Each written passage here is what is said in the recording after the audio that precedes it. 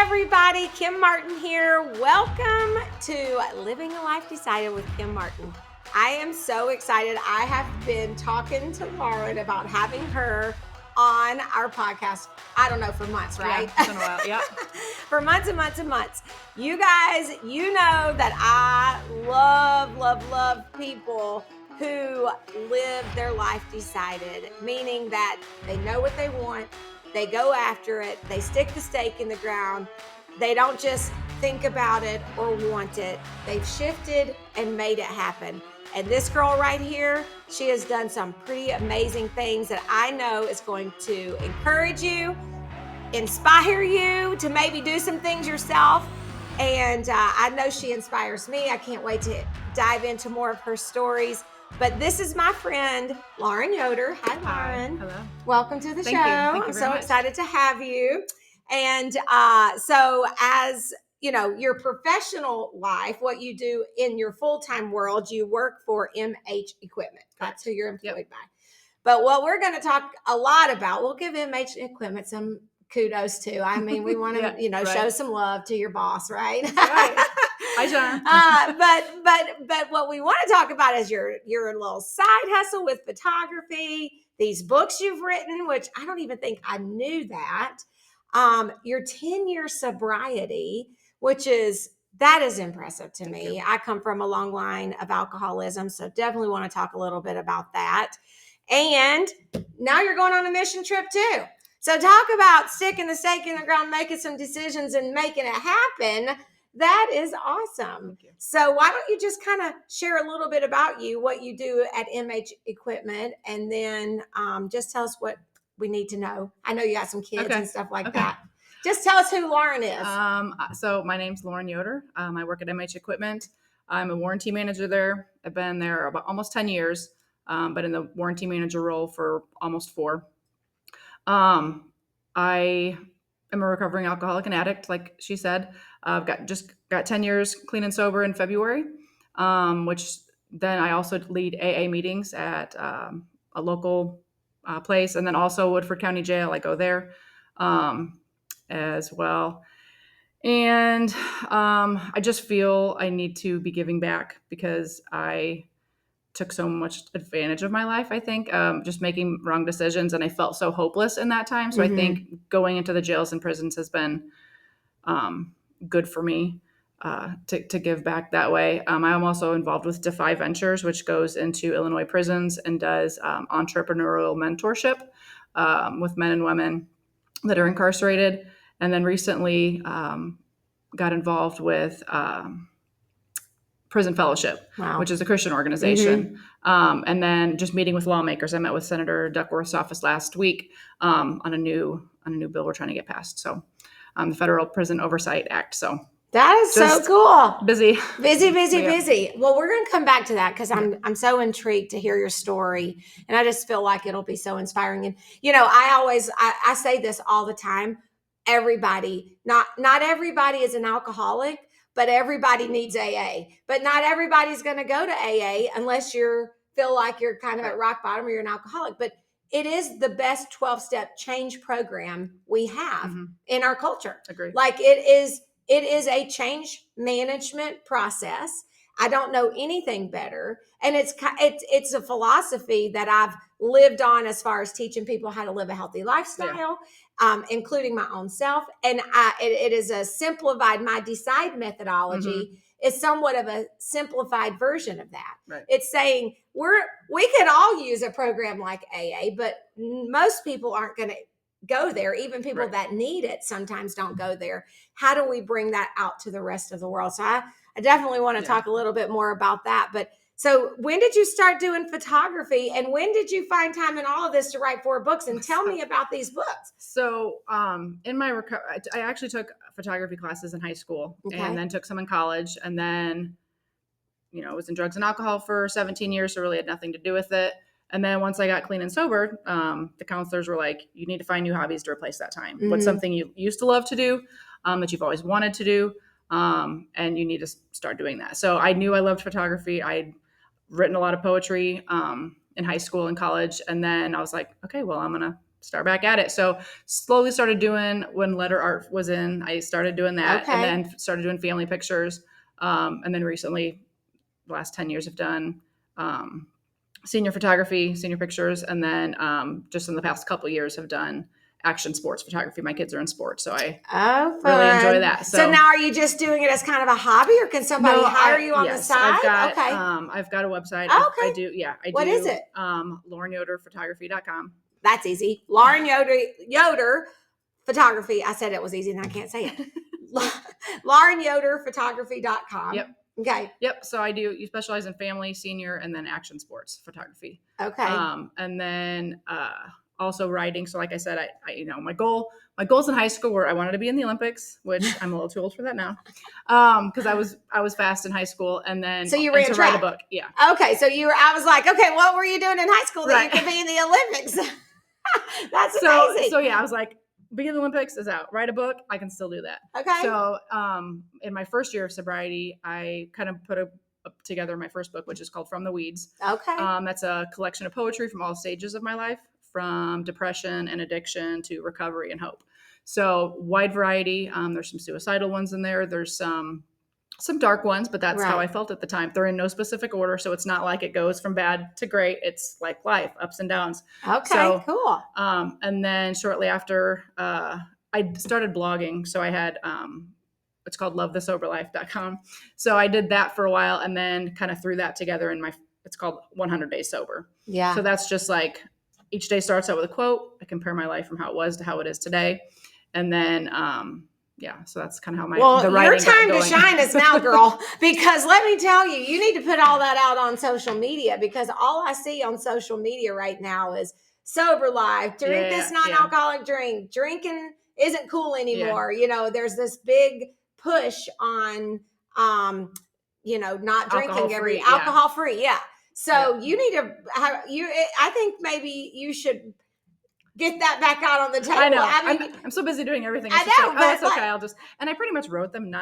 My goal wasn't to make, to be a top 100. I was like, if I can help one person realize and feel like they're not alone and they're not crazy, then it's worth it. So I give a lot of them out in jails. I give them out a lot to people in AA, because I think people feel lonely. They feel hopeless. Or I think they're the only one or whatever. And so, okay. So one of the things that I talk about, and one of the fundamental, the foundation, I think, of living decided for me is that whole lukewarm thing, right? It's like, I feel like the biggest reason that most people don't accomplish the things that they want to do is because we're in that lukewarm mindset. It's like, we want it, but we don't decide we're going to do it. It's not a yes or no, right? So it's like, we just keep wanting it, right? And even in God's word in Revelation, he says he despises lukewarm. He will spit lukewarm out of his mouth. Either be yes or no. Right. You're better off to say no to God than to kind of be like, well, I kind of want just you. a toe in the water. Yeah. And so that's kind of amazing when you think about that, right? I mean, when the God of the universe says, let be yes or no, in between, I can't even work with you. Right. I'm not even going to be a participant in that. So as long as you're in that lukewarm state, God is not even participating in what you're wanting to do. He hasn't even showed up in that environment. I think about that all the time. So many times in my life, I've been like, well, I want to, I want to be this. I want to do that. I want this, but am I really all in? Right. And so let's talk about that. Like, at what point did you shift? What made you say, I've decided, when did you decide that you were going to do something different with your life? So I'd gone to detox a couple times. My whole thought process was, if I can just quit drinking, I'll be okay. Well, it's a lot more to it. It's not just a drinking problem, it's a thinking problem. And just not drinking wasn't the problem. I needed to learn how to live sober. So like I said, I'd gone to detox a couple times. As soon as I'd get out of detox, I'd be right back at it. I was at a bottom one time. I was at my mom's, and I'm like, I need help. I'm done. I'm sick and tired of being sick and tired. And so she called a helpline. I got to a treatment center that next day. My goal in the beginning was, I want to learn how to drink normal. And once I got to treatment and got honest about it, I was like, I don't do anything normal. Like there's no way for me. I don't want just a glass of, wine with dinner or a beer with pizza. I want to get wasted. My point was I didn't want to feel. That was why I drank. I see. So that's why that's when I realized that I couldn't.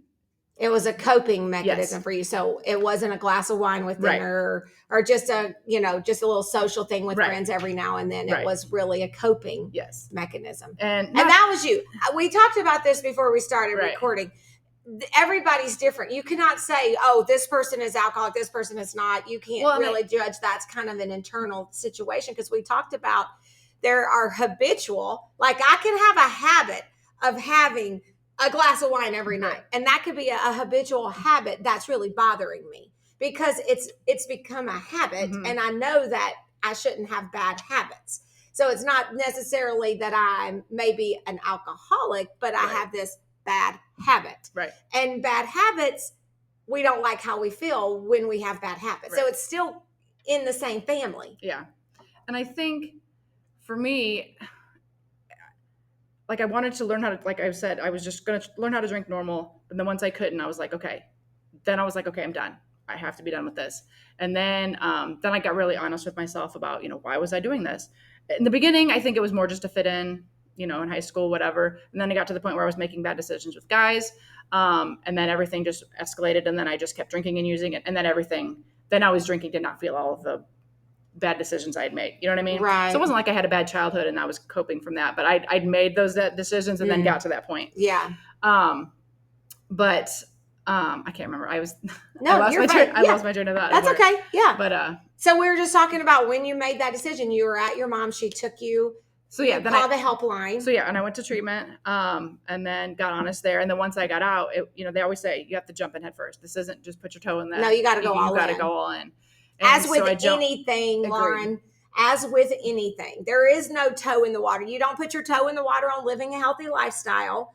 You don't put your toe in the water on where you're going to decide you're going to take your career. Right. You don't put your toe in the water on whether or not you're going to be a good mom or a good wife. You got to be all in. Yep. And then, as soon as I got out, I started going to AA.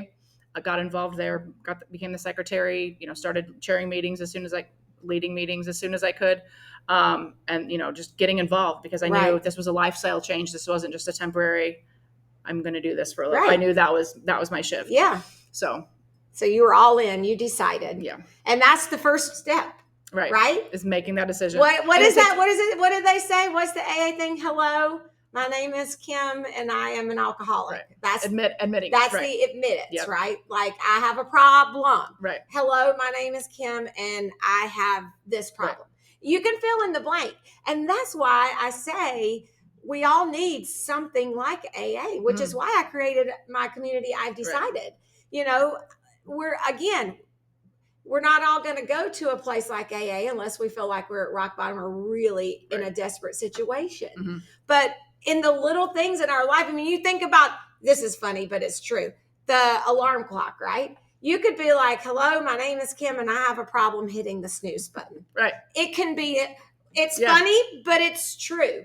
That one little problem can be somebody's biggest hang up. It's causing them so much frustration throughout the day that it's holding them back from being their best self. Right.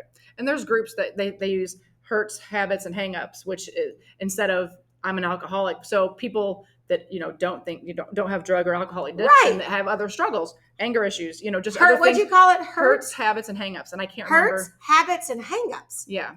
That's interesting, but that's so true. That's exactly what I'm talking about, right? Hurts, habits, and hangups. Right. I love that. That's what we got to fix. All of us. We all have. What is it? What's the rule? They say we all have our vice. Right. We all have a hurt of some sort. We all have a bad habit of some sort, and we all have something holding us back, a hang up.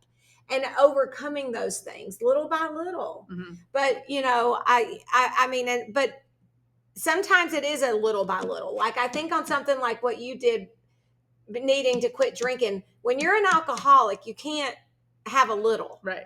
I mean, that's the difference. Right. That's a little bit of the difference, I think, between habitual and alcoholic. Because like my dad could not just he could not do it. Like he physically I would have seizures.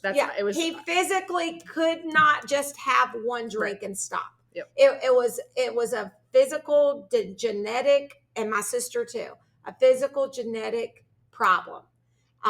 Habitual is a little different than that. Yeah. You might have one more, but it's because you want it. It's Right. not because you're physically. Yeah, your body physically is needing it. So a big difference there.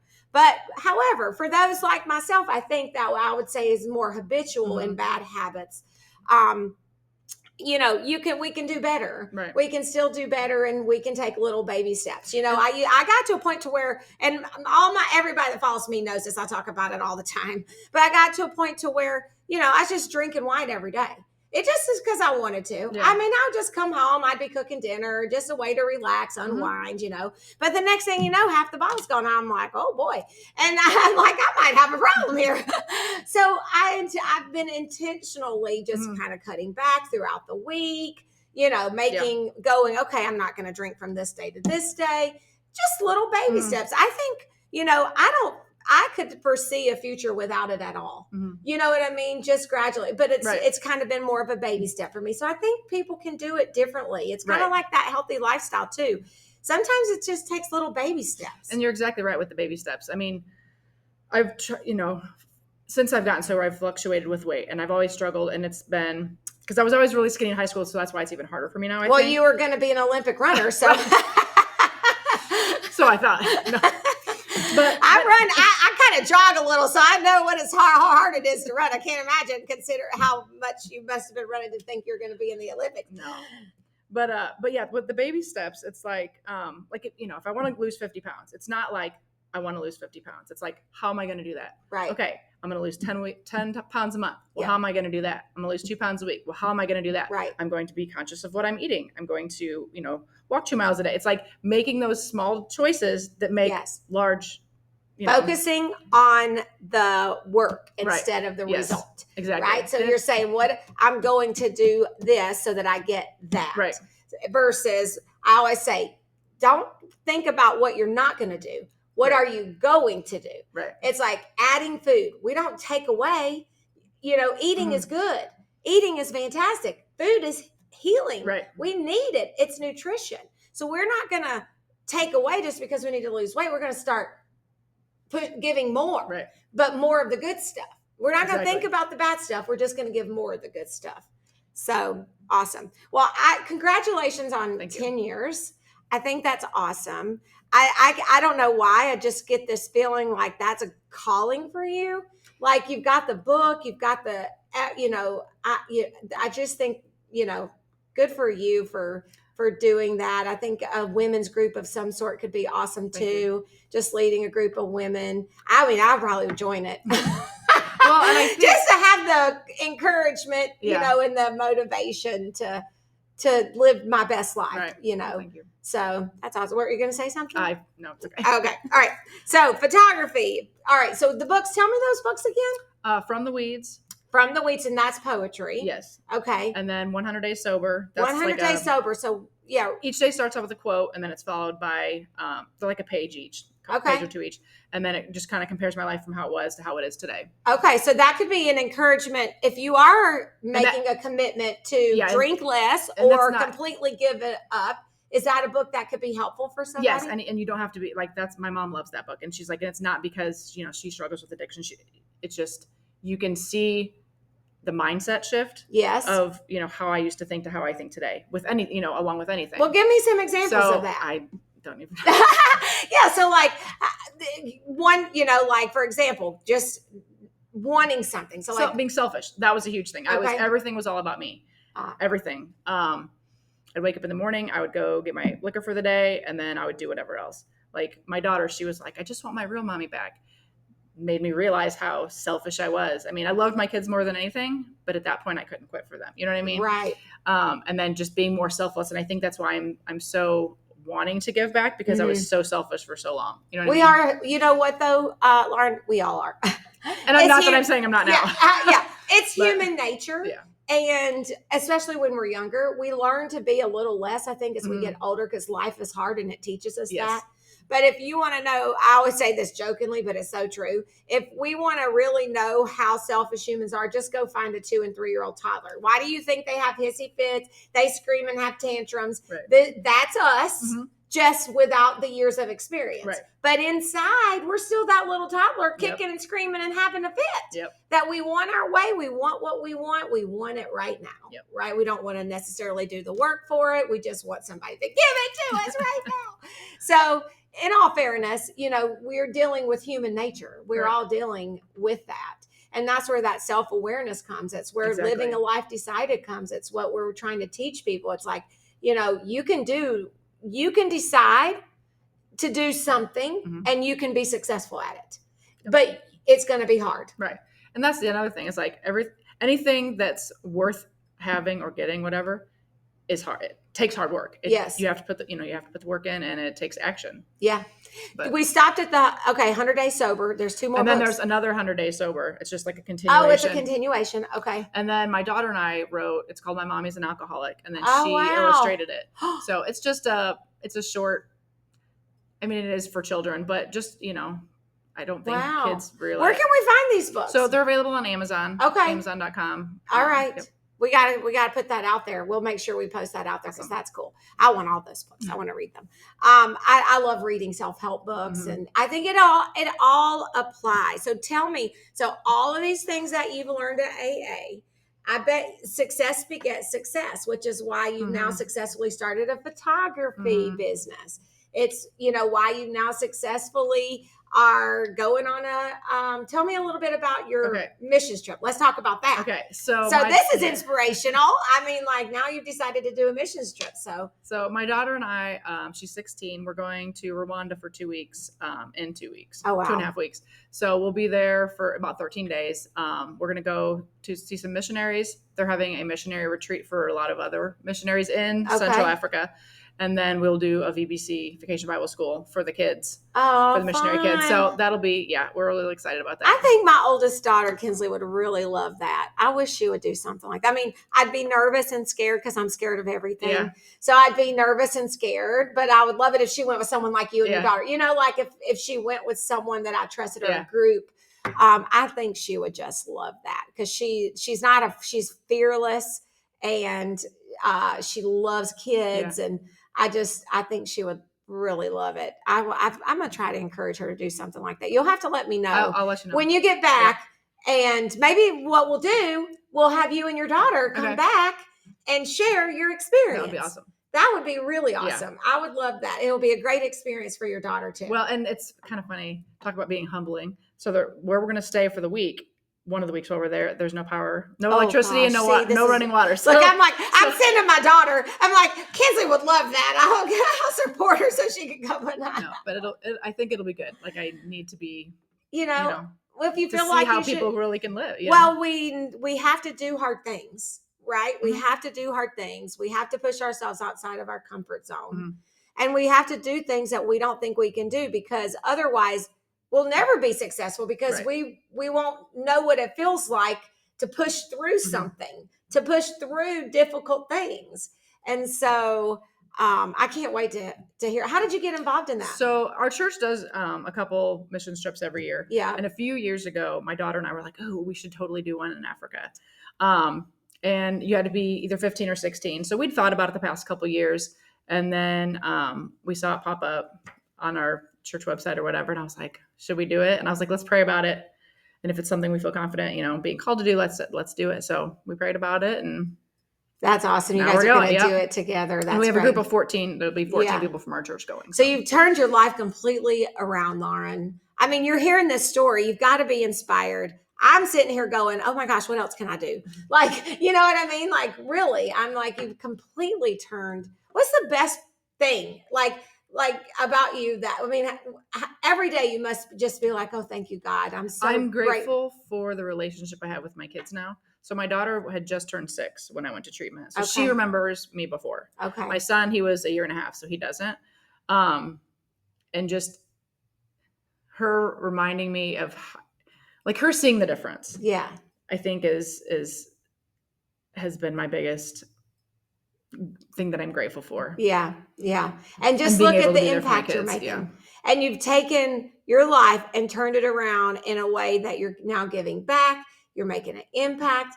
You're just doing all these cool things. Well, That's so awesome. I think we all go through hard things, and if we use what we have struggled with to be vocal about it, it helps other people. Oh my you know gosh. what I mean? I say it all the time. You got to live your life out loud. Secrets make you sick. Okay. We cannot walk. I mean, here's the thing. We all have things that we don't go out spilling out to the whole wide world. We don't walk down the street going, hey, everybody, guess what I did back when I was 20? That's unnecessary. Right. It's unnecessary information that really people don't even want to hear. Right. But you have to be receptive. Okay. Oh, we didn't talk about being receptive, because that is our weekly content, our topic for success at I've Decided this week. And we had a little bit of a conversation around it. And that word has been all over for me this week. The message at church on Sunday, just craziness. But, you have to be receptive to share when the opportunity arises. So I always say, Lord, my life is an open book. I will tell you, if you want to know, you ask. If you ask, you might not. You might be say, oh gosh, I wish I hadn't asked. You might be surprised, but I am willing to share anything and everything about my life if I believe it would help someone. Right. And we all need to be like that. And if, I think it's great. It sounds like you have a great relationship with your mom. You were able to let her know that you had an issue going on. Right.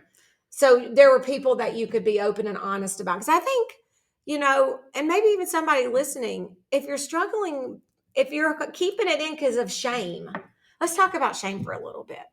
I struggled with shame for a long time. I used to drive around with my kids all the time after I'd been drinking. And that was the hardest thing for me to have to deal with, was putting my kids or other people in, dangerous situations.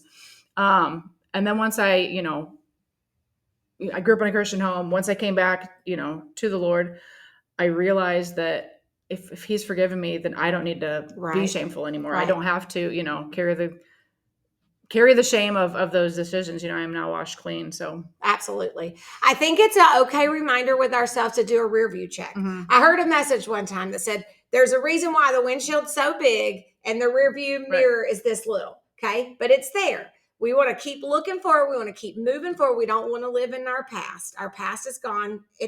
We're set free. Right. But there is a little rear view mirror just to make sure nothing's sneaking up on you. And to remind you where you came from. And to remind you, yes. My daughter and I were talking the other day. She's like, do you think if you could go back in time and change decisions you made or who you were back then, would you do it? And I really thought about it. And a lot of people are like, oh yeah, I would change this. And no, I wouldn't. I was put in those situations and made those decisions, which made me who I am today, which makes me relatable, which makes me be able to go into, Woodford County Jail and talk to those girls like, I'm one of them. You know what I mean? Because they don't look at me as somebody that's better than them. Right. I've been where they've been. You've been where they've been. And there is what hope. They've been through, and there's hope. That's awesome. Yeah, I think that, shame can keep people from wanting to share or talk about it or just be honest. But we all have something. We all have, what is the saying? We all have skeletons in our closet. There's shame, but we don't need to feel shame. We need to maybe feel bad. I had an experience. My oldest daughter, I was just telling you about, Kinsley. She's a little bit on the strong-willed side too. And she was tough when she was little. And when I went through, her dad and I, my daughters, their dad and I are divorced. Joe's my second husband. We've been married for 11 years, and God works it all out. We'll save that for another day. But I was going through the divorce, blah, blah, blah, and just under stress. And most of it was my own fault, my own life. Like you were saying, it wasn't because somebody did something to you. It was things you were doing to yourself, right? That's my experience too. Almost all my problems were problems I brought on myself, which is, it can make you feel terrible. When you open your eyes and you realize that you've caused yourself all this grief and other people too, it's excruciatingly painful to accept that. But you do have to accept it so that you can accept that forgiveness. But I remember when I gave my life, I've been a Christian my whole life. I've always believed. I went to church when I was 3 years old, but I became a hellion too, and all those good things. And then when Kinsley was probably about, I don't know, 7 and Katie was 5, I got re-involved in my Protestant faith. Kind of, Mhm. I'm like a kind of a half. I'm Catholic and Protestant. Okay. I was raised Protestant, converted to Catholic, Okay.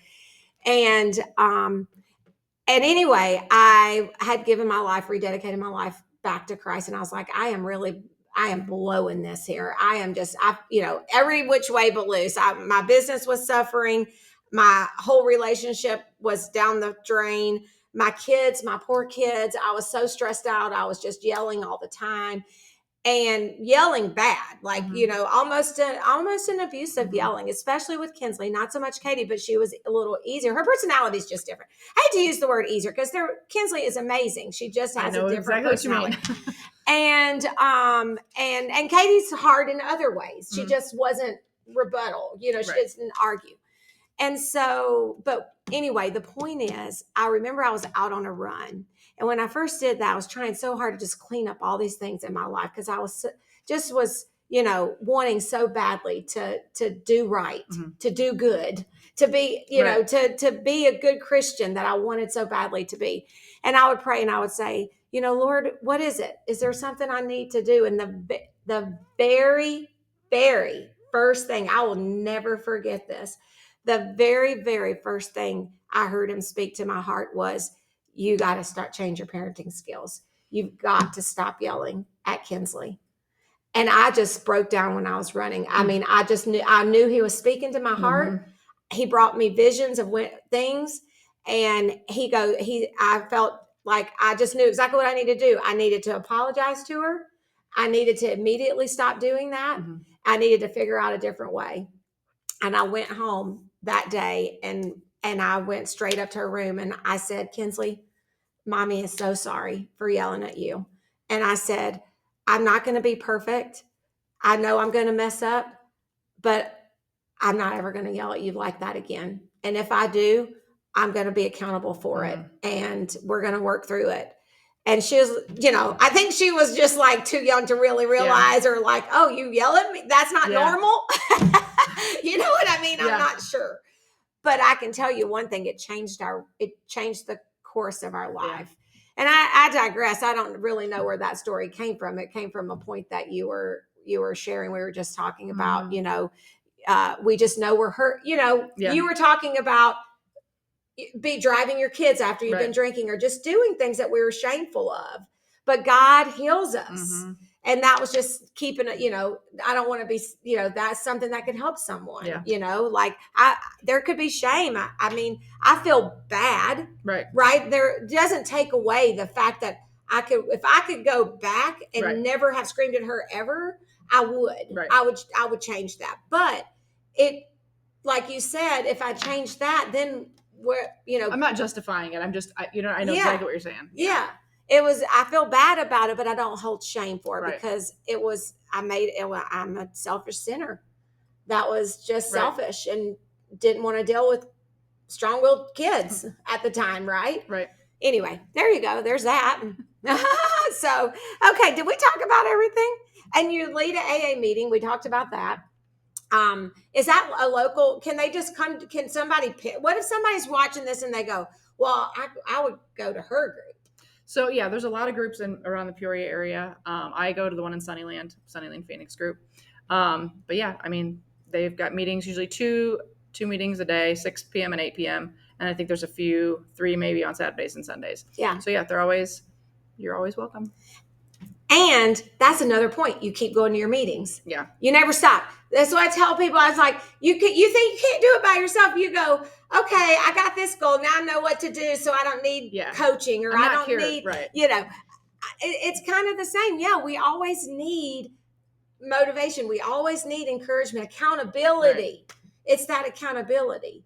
And it's probably more so for you now, just giving back. Yeah. But you need the accountability still too. Yeah. Don't give the devil a foothold. We can always fall back, right? We got to be careful. Well, and you're right along those lines, like degrees of sanctification. You know what I mean? It's like, it's not like I'm a Christian and I'm perfect. It's like, I'm never going to be there. It's just slowly becoming more like Christ. Yeah. It's like what I was saying on my post. That was what I was thinking too. It's like, I want to make good choices, but I don't always, I want to be more like Jesus, but Lord knows I'm not, but I want it. Right. But even being more consciously aware of it.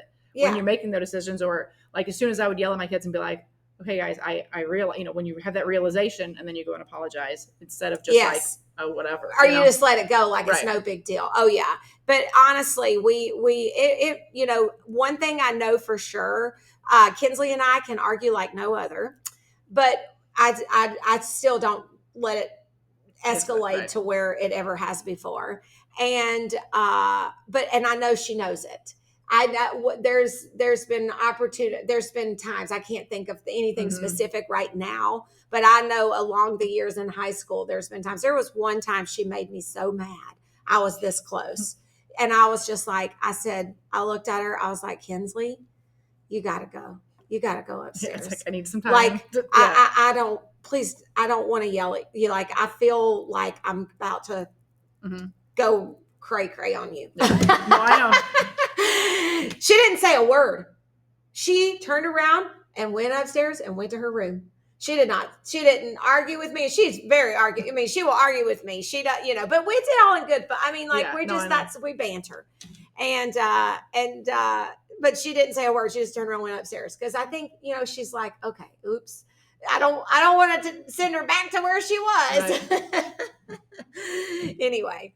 All right. Awesome. Well, it's just been a great conversation, which I had hands down knew it would be. I love social media because I can like stalk everybody and follow you and see what you're posting and all that good stuff. And then we know each other from Women in Leadership. Yes. We'll give a plug for Women in Leadership. That is a women's group that meets every month on the second Thursday for lunch. And it's an awesome group. Yeah. And so you want to be a part of something cool, come to Women in Leadership. That's where we met. Yes. And that's another thing. So I felt like in the beginning I was like giving so much. I felt like I was not pouring from an empty cup, but I was like, I needed to put some positive. Refill. And that's why I started going to Women in Leadership, because I'm like, I need to meet some other motivated women, that have goals and aspirations and see, so that's been very helpful to me for that. Because it refills your little pot of oil up. Yep. Lauren, I think we could talk for 3 hours. We were laughing. We were like, nobody wants to listen to me talk for 3 hours, but I think they could listen to you talk for 3 hours. I do think we have a lot of good conversations. So we'll just have to have more podcasts down the road. And I definitely want to have you back to hear about the missions trip because that'll be cool. We have another, do you know Stacy Reed? So she's in our I Decided community. She's an awesome Christian woman, and her husband go on mission trips every year too. And she's actually wanted to do, and I decided to do a mission trip kind of thing and that would kind of be cool. So we talked about doing that for years. I know. Well, right now she's still living in West Virginia. She graduated from West Virginia University. Today's, the day we're recording this, I don't know when people are watching. They could be watching it a year from now, but July 9th is her birthday. Okay. So, happy birthday. Yeah. So the day we're recording this podcast is her birthday, but she just graduated, but she's staying in, Morgantown, West Virginia for the time being and just trying to figure it out. She, she's not sure which direction. So that's her. She, she's the one that went 9 hours across the country to go to college. So, all right. Well, thank you, Lauren. Thank you so much for talking to me today, for sharing your personal stories. I know it's been, like I said, it's inspired me and encouraged me. And I know God, his word is never void. So I know without a shadow of a doubt that it might just be one person, but somebody's going to hear this podcast, and maybe it's you listening right now. Somebody's going to hear this podcast that's going to have it been inspired to say, man, if she could do that, then I can definitely do this, right? I mean, if somebody can overcome a major addiction, and listen, alcoholism isn't anything that I know it is a powerful chain that most people don't break. And so, if she can do that, then we can do something. You know what I mean? Right. Like we can go for a walk. I mean, we can stop hitting the snooze button. We can break the bad habit of eating ice cream every night. I mean, whatever, name it. Those things, it's all relative. It's still hard, but it's just luck proof that we can overcome. We can do hard things. So, okay, awesome. Thank you guys for tuning in, and make it great. And I'll look forward to seeing you soon. Thanks, Lauren. Thank you.